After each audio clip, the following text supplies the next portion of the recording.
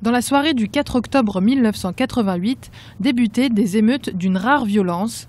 Des violences qui s'amplifieront et plongeront durant plusieurs jours Alger, la capitale, puis d'autres villes dans des troubles sans précédent depuis l'indépendance. L'armée est obligée d'intervenir pour tenter de rétablir l'ordre, mais elle fait plusieurs centaines de victimes.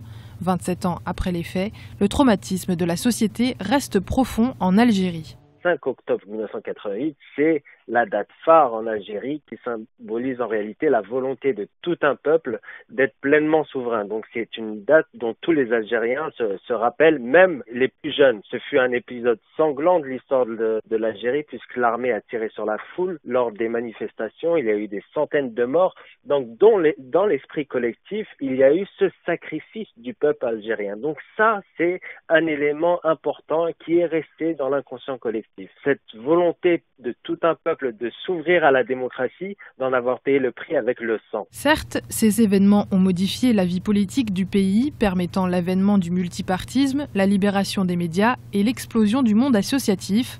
Un vent de changement qui soufflera jusqu'en 1992.